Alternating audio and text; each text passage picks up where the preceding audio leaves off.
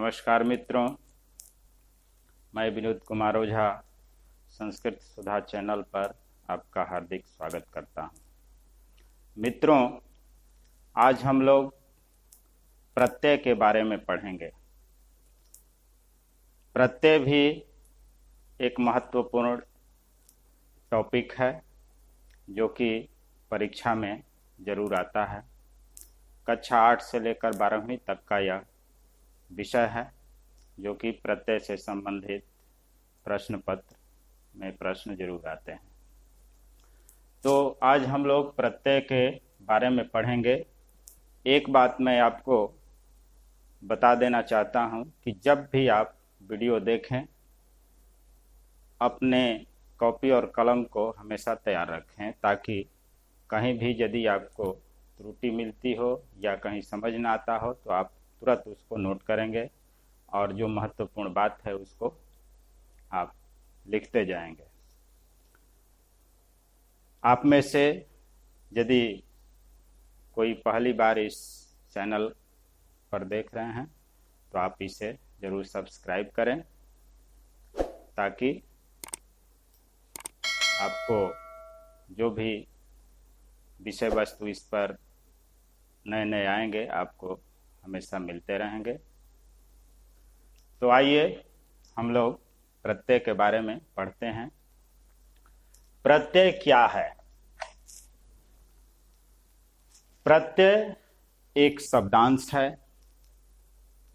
जो कि किसी शब्द के अंत में लगता है। प्रत्यय एक शब्दांश है, शब्द का टुकड़ा है, वह सार्थक है और किसी शब्द के बाद में यानी अंत में जुटता है। प्रत्यय के लगने से उस शब्द में बदलाव आ जाता है, उसका अर्थ बदल जाता है, यानी कुछ न कुछ उसमें परिवर्तन हो जाता है। यह प्रत्यय दो तरह का होता है, एक कृदंत प्रत्यय और दूसरा तद्धित प्रत्यय। प्रत्यय कृदंत और दूसरा तद्ध।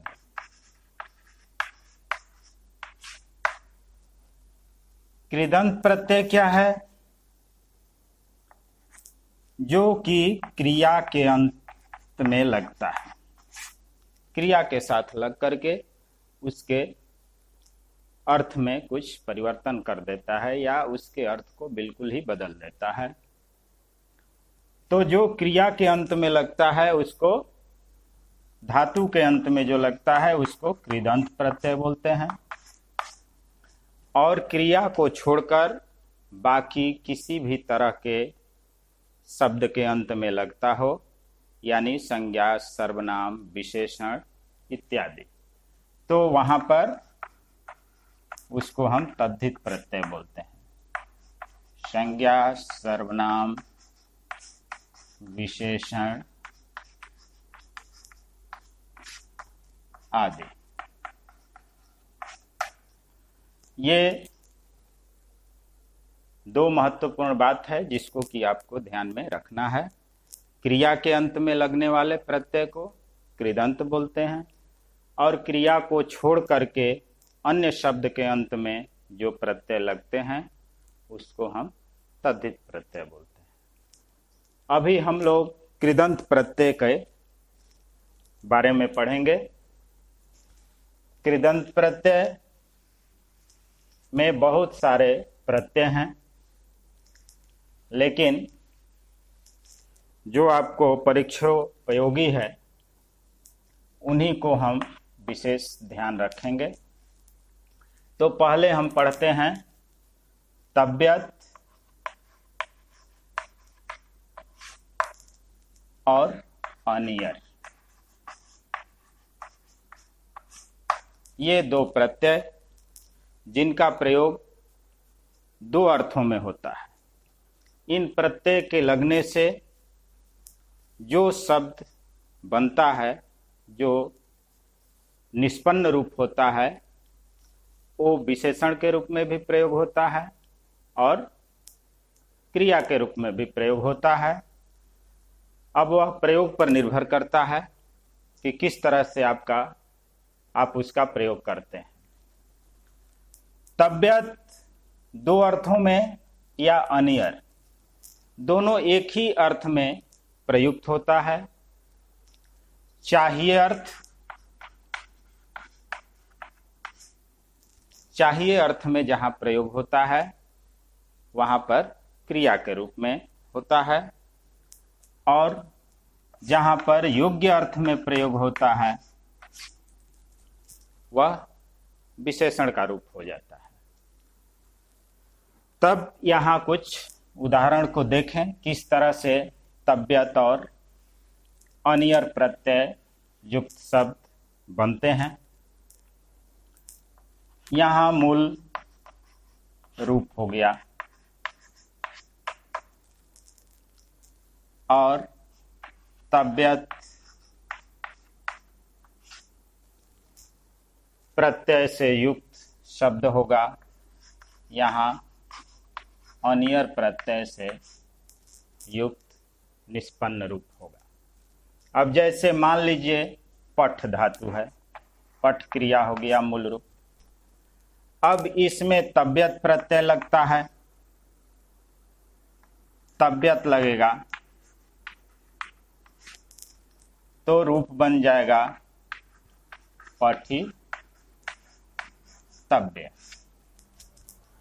और इसी पठ में यदि अनियर लगेगा तो रूप बन जाएगा पठनीय। पठ यानी पढ़ना, पठितव्य मतलब पढ़ना चाहिए या पढ़ने योग्य। वही अर्थ है पठ जोड़ अनियर, उसमें र का लोप हो जाता है।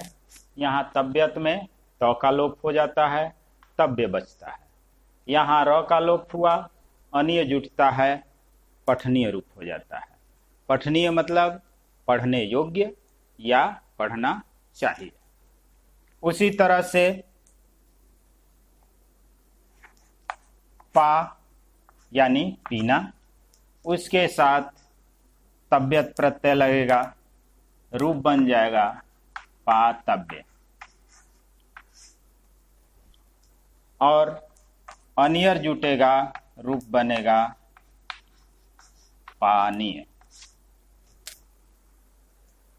गम धातु यानी जाना, गम या गच्छ, तो गम से बनता है, इसको गच्छ भी बोलते हैं। इसमें जब तबियत लगता है तो गंतव्य हो जाता है और अनियर लगेगा तो गमनीय रूप बन जाएगा, गमनीय हो जाएगा। उसी तरह से दृश्य, दृश्य मतलब देखना, तो दृश्य में तबियत लगेगा तो रूप बन जाएगा द्रष्टव्य।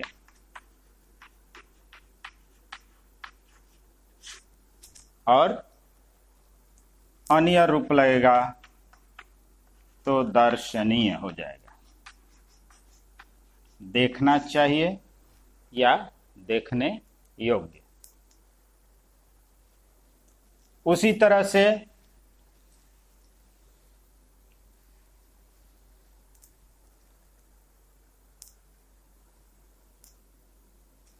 खाद माने खाना, इसके साथ तबियत लगेगा,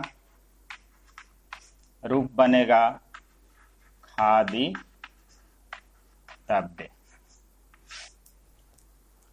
और अनियर प्रत्यय लगेगा, रूप बनेगा खादनीय।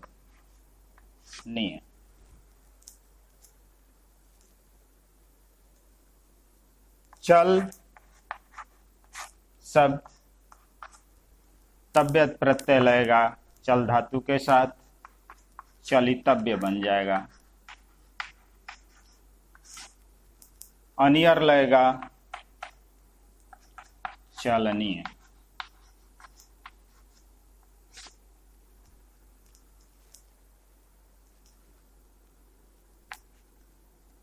वच धातु या वद धातु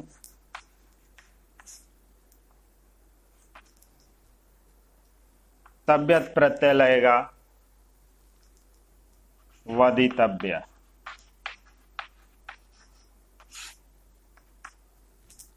और अनियर लगेगा वदनीय। हस रहेगा, क्या बनेगा? हसी तव्य। और अनियर लगेगा हसनी।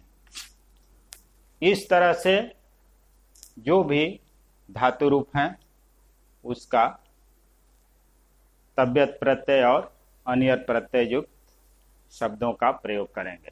अब इसे वाक्य में हम कैसे प्रयोग करेंगे, इस पर आपको विशेष ध्यान देना होगा, क्योंकि परीक्षा में वाक्य में ही प्रत्यय जोड़ करके लिखना होता है या प्रत्यय को अलग करना होता है। तो वहां पर पुल्लिंग, स्त्रीलिंग या नपुंसकलिंग तीनों में इन प्रत्यय युक्त शब्दों का प्रयोग होता है। तो वाक्य में जब हम लोग इसका प्रयोग करेंगे तो वहां पुल्लिंग, स्त्रीलिंग और नपुंसकलिंग का ध्यान रखना होगा। अब जैसे अब पठ में मूल रूप तव्यत बना तो पठितव्य हुआ।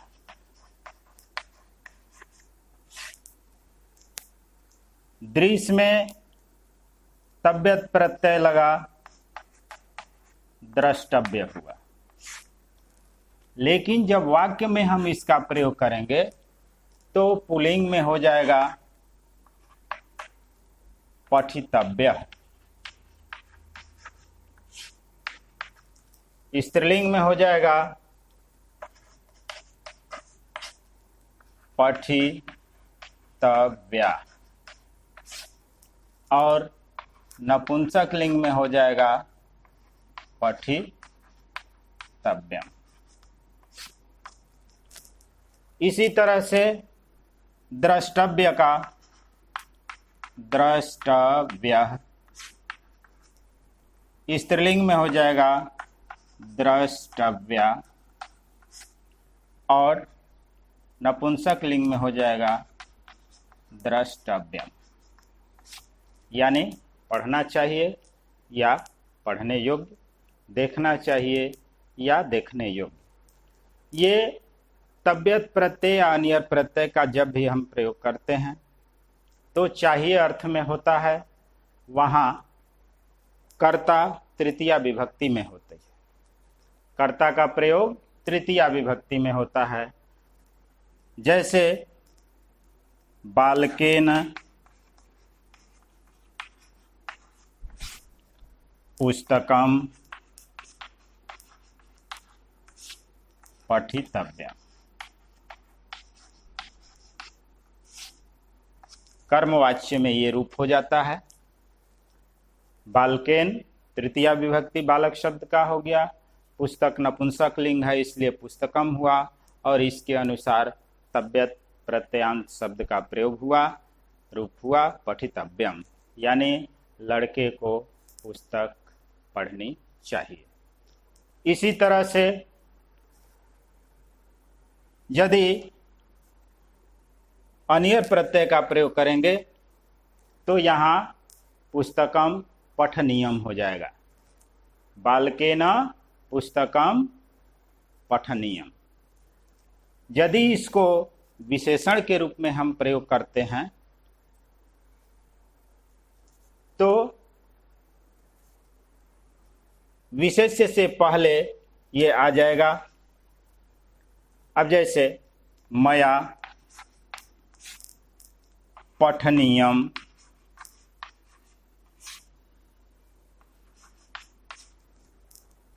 पुस्तकम,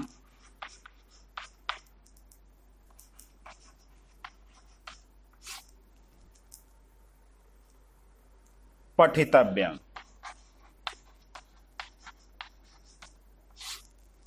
यहां दोनों का प्रयोग एक साथ हो गया, अनियर प्रत्यय का भी हो गया और तव्यत प्रत्यय का भी हो गया। अब यहां पर पठनीयम पुस्तक का विशेषण हो गया और पठितव्य मतलब पढ़ना चाहिए, यानी मुझे पढ़ने योग्य पुस्तक पढ़ना चाहिए।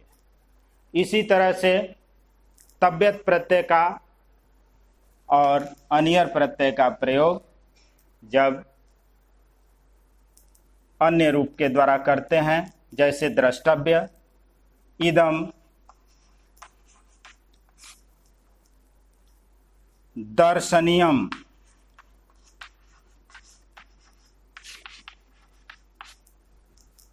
इदम दर्शनीयम ऐतिहासिक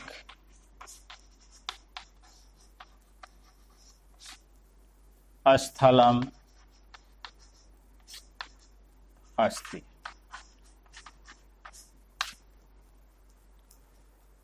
यह दर्शनीय ऐतिहासिक स्थल है। यहां अनियर का हो गया, विशेषण के रूप में प्रयोग हुआ। उसी तरह से अन्य तव्यत और अनियर प्रत्यय का प्रयोग करेंगे, इसका अभ्यास करेंगे। तो आज हम लोग प्रत्यय में तव्यत और अनियर प्रत्यय को ही पढ़ेंगे।